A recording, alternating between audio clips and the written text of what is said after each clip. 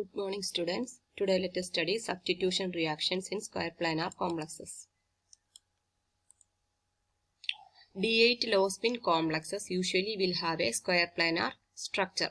Example, tetracyanidonickellate, tetrachloridoplatinate. നിക്കലിന്റെ case നോക്കുകയാണെങ്കിൽ weak field ligand ആണ് വരുന്നതെങ്കിൽ നിക്കൽ 2ന്റെ കൂടെ വീക്ക് ഫീൽഡ് ലിഗാൻഡ് ആണെങ്കിൽ അത് ഫോം ചെയ്യിക്കുന്നത് ടെട്രാഹെഡ്രൽ കോംപ്ലക്സ് ആയിരിക്കും. അതേസമയം സ്ട്രോങ് ഫീൽഡ് ആണ് വരുന്നതെങ്കിൽ ലിഗാൻഡ് സ്ട്രോങ് ഫീൽഡ് ആണെങ്കിൽ സ്ക്വയർ പ്ലാനാർ കോംപ്ലക്സ് ആയിരിക്കും. Platinum, palladium, rhodium PD2, platinum 2, rhodium 1, iridium 1, gold 3 are always form square planar complexes. Square planar complex പറഞ്ഞെങ്കിൽ hybridisation ഏതാ? DsP2 hybridisation. Ligand substitution reactions in nickel 2 and palladium 2 square planar complexes undergo 10⁶ and 10⁷ times more rapidly than PT2 complex respectively. അപ്പോൾ പ്ലാറ്റിനത്തിന്റെ കോംപ്ലക്സുകൾ inert കോംപ്ലക്സുകളായിരിക്കും. ഇതിൽ nickel 2 കോംപ്ലക്സിലും platinum 2 കോംപ്ലക്സിലും reactions more rapid ആയിട്ടായിരിക്കും നടക്കുന്നത്. അപ്പം പ്ലാറ്റിനത്തിന്റെ ഒരു കോംപ്ലക്സ് എക്സാമ്പിൾ നമുക്ക് നോക്കാം. ടെട്രാക്ലോറിഡോ പ്ലാറ്റിനേറ്റ് എന്ന് പറയുന്ന കോംപ്ലക്സിനകത്തിലോട്ട് അമോണിയ ലിഗാൻഡ് സബ്സ്റ്റിറ്റ്യൂട്ട് ചെയ്യുന്നു. അപ്പം ഒരു Cl മാറിയിട്ട് അവിടെ NH3 വരണം. സബ്സ്റ്റിറ്റ്യൂഷൻ സ്റ്റെപ്പ് നോക്ക്. ഫസ്റ്റ് സ്ക്വയർ പ്ലാനാർ കോംപ്ലക്സ് എഴുതി, ചുമ്മാ ചാർജ് -2 കൊടുത്തു. Platinum +2 oxidation സ്റ്റേറ്റിലാണ്. അമോണിയ ചേർത്തു. അപ്പം ഒരു ക്ലോറിൻ, ഏതെങ്കിലും ഒരു ക്ലോറിൻ മാറിയിട്ട് അവിടെ അമോണിയ സബ്സ്റ്റിറ്റ്യൂട്ട് ചെയ്യപ്പെട്ടു. ഇനി നമ്മൾ സബ്സ്റ്റിറ്റ്യൂഷൻ റിയാക്ഷനിൽ ഓർക്കണം, oxidation state of the metal will not change during substitution reactions. ഇനി അത് കഴിഞ്ഞിട്ട് നമ്മൾ അപ്പോൾ ഇവിടെ ഒരു കോംപ്ലക്സ് ഫോം ചെയ്ത് അതിനകത്തിൽ വീണ്ടും നമ്മൾ ഒരു ലിഗാൻഡിനെയും കൂടെ സബ്സ്റ്റിറ്റ്യൂട്ട് ചെയ്യുക. അപ്പം വേറൊരു ക്ലോറിൻ മാറിയിട്ട് അമോണിയ ചേരണം. അപ്പം ഏത് ക്ലോറിൻ മാറണം എന്നുള്ളത് നോക്കുക. അപ്പൊ ഇവിടെ അമോണിയയുടെ ഓപ്പോസിറ്റിൽ ഒരു ക്ലോറിൻ കിടപ്പുണ്ട്, ക്ലോറിന്റെ ഓപ്പോസിറ്റ് ക്ലോറിൻ കിടപ്പുണ്ട്. അപ്പൊ നമ്മൾ രണ്ട് പ്രോഡക്റ്റ് നമ്മൾ പ്രതീക്ഷിക്കും. അമോണിയയുടെ ഓപ്പോസിറ്റിൽ പുതിയതായിട്ട് കൊടുത്ത അമോണിയ സബ്സ്റ്റിറ്റ്യൂട്ട് ചെയ്തതും ക്ലോറിന്റെ ഓപ്പോസിറ്റിൽ പുതിയതായിട്ട് കൊടുത്ത അമോണിയ സബ്സ്റ്റിറ്റ്യൂട്ട് ചെയ്യും. അപ്പൊ ട്രാൻസ് പ്രോഡക്റ്റും സിസ് പ്രോഡക്റ്റും നമ്മൾ എക്സ്പെക്ട് ചെയ്യും. പക്ഷേ ഈ സ്ക്വയർ പ്ലാനാർ കോംപ്ലക്സിലെ സബ്സ്റ്റിറ്റ്യൂഷൻ റിയാക്ഷൻ എന്ന് പറയുന്നത് സ്റ്റീരിയോ സ്പെസിഫിക് ആണ്. പർട്ടിക്കുലർ ആയിട്ട് ഒരു പ്രോഡക്റ്റ് മാത്രമേ, ഒരു സിംഗിൾ പ്രോഡക്റ്റ് മാത്രമേ ഫോം ചെയ്യത്തുള്ളൂ. ആ സിംഗിൾ പ്രോഡക്റ്റ് ഏതാണ്, അത് സിസ് ആവണോ ട്രാൻസ് ആവണോ എന്ന് തീരുമാനിക്കുന്നത് ഒരു എഫക്റ്റിന്റെ ബേസിലാണ്. ആ എഫക്റ്റിനെ പറയുന്ന പേരാണ് trans effect. The trans effect can be defined as the effect of a ligand over the rate of substitution of another ligand positioned trans to it in the square planar complex. But square planar complexന്റെ കേസിലാണ് trans effect വരുന്നത്. എന്ന് പറയുന്നത് ഏതെങ്കിലും ഒരു particular ലിഗാൻഡിന് അതിന്റെ opposite കിടക്കുന്ന ലിഗാൻഡിനെ മാറ്റിയിട്ട് പുതിയതായിട്ട് വരുന്ന ഇൻകമിംഗ് ന്യൂക്ലിയോഫൈലിനെ അല്ലെങ്കിൽ ഇൻകമിംഗ് ലിഗാൻഡിനെ അവിടെ പൊസിഷൻ ചെയ്യിപ്പിക്കാനുള്ള കഴിവുകളുണ്ട്. അപ്പം അങ്ങനത്തെ ആ എബിലിറ്റിക്ക് പറയുന്ന പേരാണ് trans directing ability of the ligand. The ability of a ligand to direct the incoming group to the position trans to it. Trans means opposite. Incoming ഗ്രൂപ്പിനെ ഒരു പർട്ടിക്കുലർ ലിഗാൻഡിന് ഓപ്പോസിറ്റ് ആയിട്ട് പ്ലേസ് ചെയ്യിപ്പിക്കാനുള്ള. അപ്പൊ ഓൾറെഡി അവിടെ ഉണ്ടായിരുന്നതിനെ ലെബിലൈസ് ചെയ്ത് വിടണം. അതിനെ പെട്ടെന്ന് അവിടുന്ന് പറഞ്ഞു വിട്ടിട്ട് പുതിയ ആളിനെ അവിടെ പ്ലേസ് ചെയ്യിക്കാനായിട്ടുള്ള ചില ലിഗാൻഡിന്റെ കഴിവിനെയാണ് ട്രാൻസ് ഡയറക്റ്റിംഗ് എബിലിറ്റി എന്ന് പറയുന്നത്. അപ്പൊ ഈ ട്രാൻസ് ഡയറക്റ്റിംഗ് എബിലിറ്റി എന്ന് പറയുന്നത് ഒത്തിരി എക്സ്പെരിമെന്റുകൾ വഴി കണ്ടുപിടിച്ചതാണ്, തിയററ്റിക്കലായിട്ട് പറയുന്നതല്ല. എന്താ ട്രാൻസ് ഡയറക്റ്റിംഗ് സീരീസ് നോക്കാം. It is an experimental series. ഇതാണ് ട്രാൻസ് ഡയറക്റ്റിംഗ് എബിലിറ്റി ഏറ്റവും കൂടുതലുള്ള ലിഗാൻഡ്സ് ആണ് ആദ്യം എഴുതിയേക്കുന്നത്, പിന്നെ അതിന്റെ കുറഞ്ഞു വരുന്ന ഓർഡറിൽ. നമുക്കത് ഈ സീരീസ് നോക്കിയാൽ അറിയാം. ഈ ആദ്യം cyanide ligand, strong field ligand നമ്മൾ പഠിച്ച cyanide ligand, carbon monoxide, carbonyl ligand, nitrosyl, ethylene, ഇതെല്ലാം പൈ ആസിഡ് ലിഗാൻഡുകൾ കൂടിയാണ്. ഇതിന് ട്രാൻസ് ഡയറക്റ്റിംഗ് എബിലിറ്റി വളരെ കൂടുതലാണ്.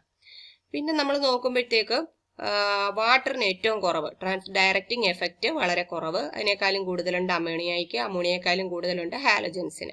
അപ്പൊ വീണ്ടും നമ്മൾ നേരത്തെ ചെയ്ത എക്സാമ്പിൾ വീണ്ടും നമുക്ക് നോക്കാം. PtCl4 2- അമോണിയ സബ്സ്റ്റിറ്റ്യൂട്ട് ചെയ്യുന്നു. ഫസ്റ്റ് പ്രശ്നമൊന്നുമില്ല, ഒറ്റ ടൈപ്പ് പ്രോഡക്റ്റേ ഉണ്ടാകത്തുള്ളൂ. രണ്ടാമത്തെ അമോണിയ സബ്സ്റ്റിറ്റ്യൂട്ട് ചെയ്യുമ്പോഴത്തേക്ക് 2 ചാൻസ് ഉണ്ടായിരുന്നു.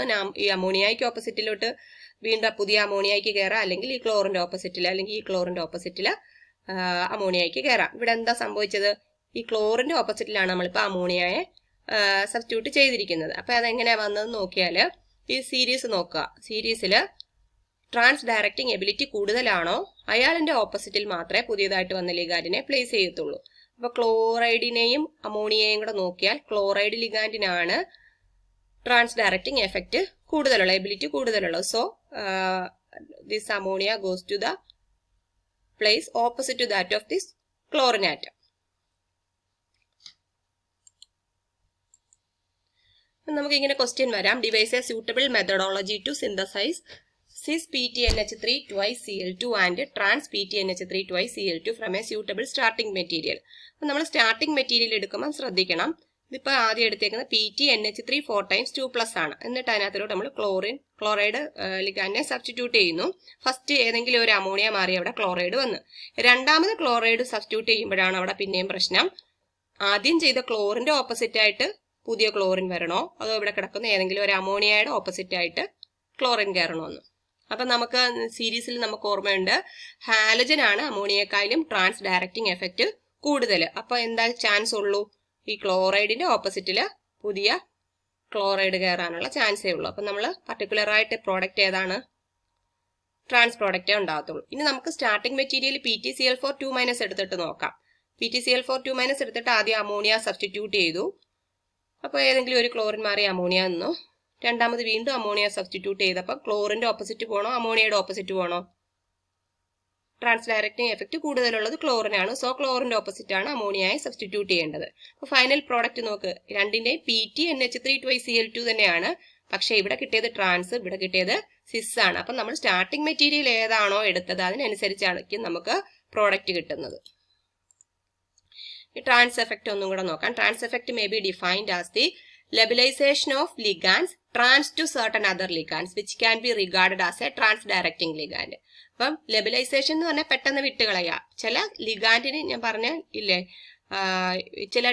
ചില ലിഗാൻസിന് ഒരു എബിലിറ്റി ഉണ്ട്, അതിന്റെ ഓപ്പോസിറ്റിൽ ഇരിക്കുന്ന ലിഗാൻഡിനെ പെട്ടെന്ന് ആ മെറ്റൽ ലിഗാൻഡ് ബോണ്ട് വീക്കം ചെയ്യിപ്പിച്ചിട്ട് പറഞ്ഞു വിടാനും പുതിയതായിട്ട് വരുന്ന ലിഗാൻഡിനെ അവിടെ ഇരുത്താനുമുള്ള ഒരു എബിലിറ്റി ഉണ്ട്. അങ്ങനത്തെ ലിഗാൻഡിനെ പറയുന്നവരെയാണ് ട്രാൻസ് ഡയറക്റ്റിംഗ് ലിഗാൻഡ് എന്ന്. അപ്പൊ ഈ സ്ക്വയർ പ്ലാനാറിലെ സബ്സ്റ്റിറ്റ്യൂഷൻ റിയാക്ഷൻസ് ട്രാൻസ് എഫക്റ്റിന് ബേസിലാണ് നടക്കുന്നത്. സ്റ്റീരിയോ സ്പെസിഫിക് ആണ്, കൈനറ്റിക്കലി കൺട്രോൾഡ് റിയാക്ഷൻ ആണ്. അപ്പൊ ഇനി ട്രാൻസ് എഫക്റ്റിന്റെ തിയറീസ് ആണ് പോളറൈസേഷൻ തിയറിയും pi bonding theory. First polarization theory. ഈ ഒരു കോംപ്ലക്സ് കൺസിഡർ ചെയ്യുക. PtX4 is A ഹോമോലെപ്റ്റിക് complex. അപ്പൊ ഇവിടെ primary positive charge of this metal, അതായത് പ്രൈമറി പോസിറ്റീവ് ചാർജ് എന്ന ഓക്സിഡേഷൻ സ്റ്റേറ്റ്. അപ്പം ആ primary positive charge of the metal will induces A dipole in all these 4 ligands. But all the ligands are the same, so the dipole will cancel each other. ഇവിടെ നോക്കിയാൽ 3 ligand ഒരുപോലത്തെ PtLX3, അതായത് ഒരു ligand ഒരു വേറൊരു type, ബാക്കി 3 എണ്ണവും ഒരുപോലത്തതാണ്. അപ്പൊ ഈ ലിഗാൻഡ് പോളറൈസ്ഡ് ലിഗാൻഡ് ആണ്. അപ്പൊ ഇവിടെയും ഈ സെൻട്രൽ മെറ്റൽ അയോൺ 4 ലിഗാൻഡിലും പോളറൈസബിലിറ്റി ഇൻഡ്യൂസ് ചെയ്യിപ്പിക്കും, ഡൈപോൾ ഇൻഡ്യൂസ് ചെയ്യിപ്പിക്കും.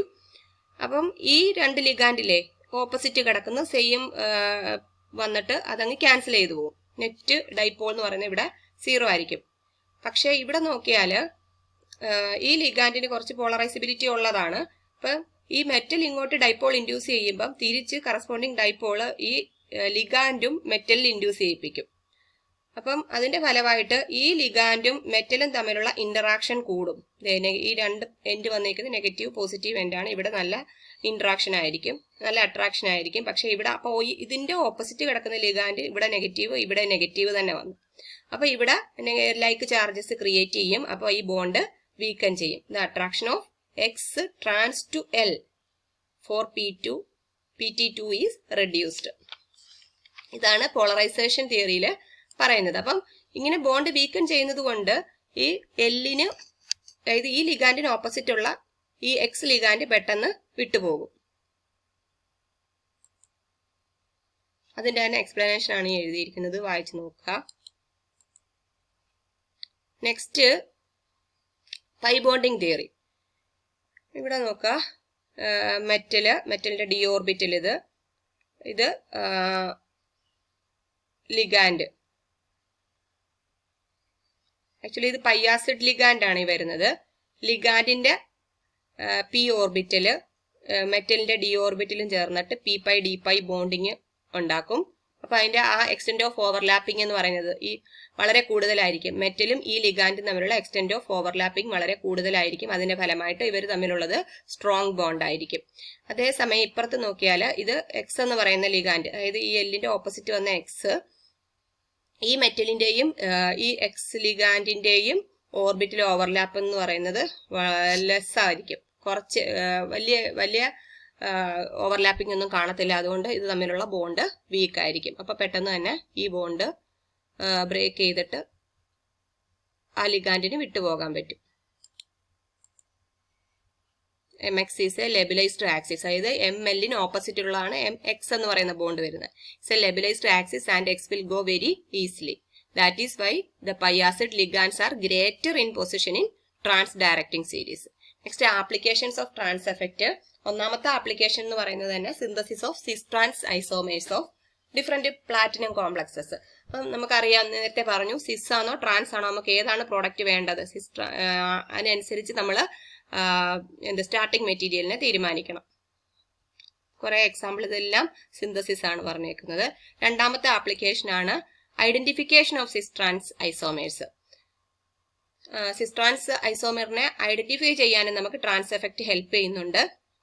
എക്സാമ്പിൾ ഈ സിസ് പ്ലാറ്റിൻ, അതിനകത്തിൽ നമ്മൾ തയോയൂറിയ വെച്ചിട്ട് സബ്സ്റ്റിറ്റ്യൂട്ട് ചെയ്യുവാണെങ്കിൽ സിസ് പ്രോഡക്റ്റ് ആണെങ്കിൽ ഫുള്ളി സബ്സ്റ്റിറ്റ്യൂട്ടഡ് പ്രോഡക്റ്റും, അതായത് തയോയൂറിയ ഫുൾ ഈ ലിഗാൻഡിനെയും മാറ്റി തയോയൂറിയ സബ്സ്റ്റിറ്റ്യൂട്ട് ചെയ്യപ്പെടും. ട്രാൻസ് ആണ് നമ്മൾ എടുക്കുന്നതെങ്കിൽ പാർഷ്യലി സബ്സ്റ്റിറ്റ്യൂട്ടഡ് പ്രോഡക്റ്റേ കിട്ടത്തുള്ളൂ. അപ്പൊ ഇങ്ങനെ തയോയൂറിയ യൂസ് ചെയ്തിട്ട് നമുക്ക് സിസ് ട്രാൻസ് ഐസോമറിനെ ഡിഫറൻഷിയേറ്റ് ചെയ്യാം. ഈ ടെസ്റ്റിനെ പറയുന്ന പേരാണ് കുർണക്കോവ് ടെസ്റ്റ്. അപ്പൊ ഇവിടുത്തെ പ്രത്യേകത എന്ന് പറഞ്ഞാൽ നമ്മുടെ തയോയൂറിയ അമോണിയേക്കായാലും ക്ലോറിനേക്കായാലും എല്ലാം ട്രാൻസ് എഫക്റ്റ് കൂടുതലുള്ളതായിരിക്കും.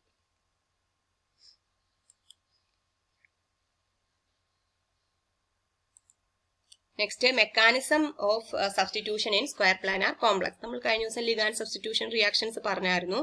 അപ്പം SN1 SN2 ഒക്കെ പറഞ്ഞു. അപ്പൊ അസോസിയേറ്റീവ് മെക്കാനിസം ഡിസോസിയേറ്റീവ് മെക്കാനിസത്തിനെ പറ്റിയും പറഞ്ഞായിരുന്നു. അപ്പൊ അസോസിയേറ്റീവ് മെക്കാനിസം എന്ന് പറയുന്നത് എന്താ, SN2 മെക്കാനിസമാ. അപ്പം പുതിയതായിട്ട് വരുന്ന ന്യൂക്ലിയോഫൈൽ വന്നങ്ങ് ചേരുക. അപ്പം കോർഡിനേഷൻ നമ്പർ ഈ 4 എന്നുള്ളത് 5 ആയി. കോർഡിനേഷൻ നമ്പർ 1 കൂടും അസോസിയേറ്റീവ് മെക്കാനിസത്തിൽ. ഇവിടെ ഈ സ്ക്വയർ പ്ലാനാർ കോംപ്ലക്സിലെ മെക്കാനിസം എന്ന് പറയുന്നത് അസോസിയേറ്റീവ് മെക്കാനിസം ആണ് ഫേവർ ചെയ്യുന്നത്. ഡിസോസിയേറ്റീവ് മെക്കാനിസം എന്ന് പറഞ്ഞാൽ ഒരു ഇന്റർമീഡിയറ്റ് ഫോം ചെയ്യുക. ഒരു ലിഗാൻഡ്, ഈ ട്രാൻസ് ലിഗാൻഡിന് ഓപ്പോസിറ്റ് ആയിട്ടുള്ള ലിഗാൻഡ് വിട്ടു പോയിട്ട് ഒരു സ്റ്റേജിലെത്തുക, ഒരു ഇന്റർമീഡിയറ്റ് ഫോം ചെയ്യുന്നുണ്ട് ഡിസോസിയേറ്റീവില്. അതേസമയം അസോസിയേറ്റീവിലാണെങ്കിൽ ഇതെല്ലാം അവിടെ ഉണ്ട്, ഓൾറെഡി ഉണ്ടായിരുന്ന എല്ലാം ഉണ്ട്, പുതിയതായിട്ട് വരുന്ന ന്യൂക്ലിയോഫൈലും കൂടെ അവിടെ നിൽക്കുന്നു. എന്നിട്ട് അതൊന്ന് റീഅറേഞ്ച് ചെയ്തിട്ട് ഇപ്പൊ ആദ്യം വരുമ്പോൾ ഇത് ഈ 4 ലിഗാൻഡും മെറ്റലും കൂടെ ഒറ്റ പ്ലെയിനിലിരിക്കുക. പുതിയതായിട്ട് വരുന്ന ന്യൂക്ലിയോഫൈൽ ഒന്നി എബോവ് ദ പ്ലെയിൻ ആയിരിക്കും വരുന്നത്. അപ്പോൾ സ്ക്വയർ പിരമിഡൽ സ്ട്രക്ചർ ഫോം ചെയ്യും. അത് പെട്ടെന്ന് തന്നെ റീഅറേഞ്ച് ചെയ്തിട്ട് ട്രയഗണൽ ബൈപിരമിഡൽ സ്ട്രക്ചർ ആകും. അതിനുശേഷം ഈ വിട്ടു പോകേണ്ട ലിഗാൻഡ് വിട്ടുപോയിട്ട് പുതിയ കോംപ്ലക്സ് ഫോം ചെയ്തു, അടുത്ത സ്ക്വയർ പ്ലാനാർ കോംപ്ലക്സ് ഫോം ചെയ്തു. അപ്പൊ ഇത് mechanism interchange, associative mechanism, interchange mechanism ഒക്കെ ഉണ്ട്. പക്ഷെ സ്ക്വയർ പ്ലാനാർ കോംപ്ലക്സിൽ ഫേവർ ചെയ്യുന്നത് അസോസിയേറ്റീവ് മെക്കാനിസം ആണ്. ഈ സ്റ്റെപ്പുകൾ നോക്കുക. Next kinetics. Kinetics of the reaction. Consider the reaction Ml2Tx+y. അതായത് ഒരു സ്ക്വയർ പ്ലാനാർ കോംപ്ലക്സ് ആണ്, 2 ലിഗാൻഡ് ഒരുപോലത്തത്, പിന്നെ ഇത് ഒരു ട്രാൻസ് ഡയറക്റ്റിംഗ് എഫക്റ്റ് ഉള്ള ലിഗാൻഡ് എന്ന് കാണിക്കുന്നത് T കാണിച്ചിരിക്കുന്നു എക്സ്. ഇത് എക്സ് റീപ്ലേസ് ചെയ്തു, y അവിടെ വന്നു. അപ്പൊ ഇതിന്റെ റേറ്റ് എഴുതുന്നത് ഇങ്ങനെയാണ്: K1 × Ml2Tx + K2 × Ml2Tx × y. That is rate is equal to Ml2Tx രണ്ടിടത്തും കോമൺ ആയിട്ടുണ്ട്, അതിനെ കോമൺ ആയിട്ട് പുറത്തെടുത്തു, പിന്നെ K1 + K2 × y എന്ന് വന്നു. അതിന് നമുക്ക് K1 + K2 × y നെ K ഒബ്സർവ്ഡ് എന്ന് എടുക്കാം into Ml2Tx, where K observed is equal to K1 + K2 × y, where y is the concentration of the entering nucleus.